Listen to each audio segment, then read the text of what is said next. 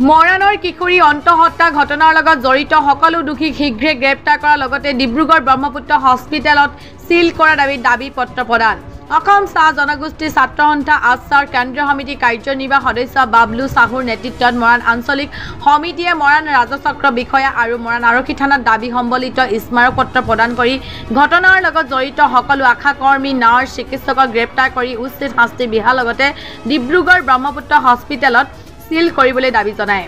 উল্লেখ্য যে ডিব্ৰুগড় জিলাৰ মৰাণ আৰক্ষী থানা অন্তৰ্গত মহমৰা চাহ বাগিচাৰ অফিচ লাইনৰ নিবাসী তথা উক্ত বাগিচাৰ বিবাহিত শ্ৰমিক ভাৰত মুণ্ডাৰী ওৰফে মটু 20 বছৰে এগৰাকী 15 বছৰীয়া কিশোৰীক ভয় ভাবুকি প্ৰলোভনেৰে যৌন নিৰ্যাতন চলাই অন্তঃহত্যা কৰে।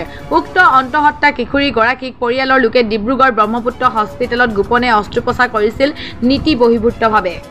হয়, আপোনালোকৰ জ্ঞাত চাগে মৰাণ অঞ্চলৰ এগৰাকী 10ম শ্ৰেণীৰ ছাত্ৰীক অবৈধভাৱে সম্পৰ্ক কৰি তেওঁ অন্তঃহত্যা কৰে বুলি আমি গম পাইছোঁ আৰু ইতিমধ্যে লম্পট জেললৈ প্ৰেৰণ কৰিছে। এই ক্ষেত্ৰত আমি ক'ব বিচাৰিছোঁ যে এজনী 10ম শ্ৰেণীৰ ছাত্ৰী যেতিয়া মেডিকেলত তেওঁ চিজাৰিং কৰিবলৈ গৈছে, লগত আশাকৰ্মী আৰু মেডিকেলৰ কৰ্তৃপক্ষও এই ক্ষেত্ৰত তেওঁলোকে অলপ কিন্তু যাৱতীয় নথি পত্ৰ বিচাৰিব লাগিছিলে। যিহেতু 15 বছৰীয়া কিশোৰী এজনীক চিজাৰিং কৰাটো কিমান বৈধ নে অবৈধ এইটো আমি জানিব বিচাৰিছোঁ।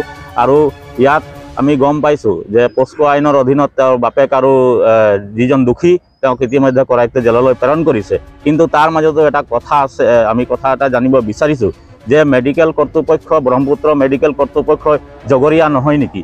ইয়াত নথি পত্ৰ নাচায় নেকি? আমি জনামতে এজনী ছোৱালী যেতিয়া প্ৰেগনেণ্ট হয় তেতিয়া তাত 3 মাহতে বেজি কাৰ্ড এটা বনোৱা যায় আৰু এই বেজি কাৰ্ড যেতিয়ালৈকে মেডিকেলত যেতিয়া ডেলিভাৰী কৰা সময়ত সেই বেজি কাৰ্ড আৰু কিমান যাৱতীয় নথি পত্ৰ নেদেখিলে তেওঁক ডেলিভাৰী কৰা নহয়।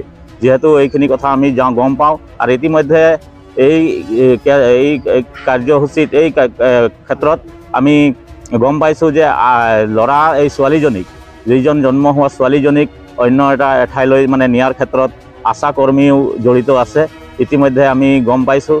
আৰু এই ক্ষেত্ৰত যাতে প্ৰশাসনে অতি শীঘ্ৰে তেওঁলোকক আইনৰ আওতালৈ আনি যাতে উচ্চ পৰ্যায়ৰ তদন্ত কৰি আৰু যিকেইটা দোষী বাচি গৈছে তেওঁলোকক যাৱতীয় ব্যৱস্থা কৰিবৰ কাৰণে আমি আজি ছাত্ৰ সন্থা মৰাণ শাখা হৈ চাৰ্কুল অফিচাৰক আৰু মৰাণ থানাৰ ভাৰপ্ৰাপ্ত আৰক্ষী মহোদয়ক আমি দাবী পত্ৰ প্ৰেৰণ কৰিছোঁ।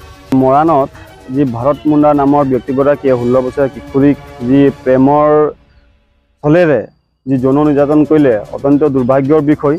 আৰু আমি জ্ঞাত যে সেই কিশোৰীগৰাকী প্ৰসৱ হৈছে আৰু ছোৱালী সন্তান জন্ম দিছে আৰু ছোৱালী সন্তান জন্ম দি তিনিচুকীয়াত কমল শৰ্মা নামৰ ব্যক্তিগৰাকীক গতাই দিছে।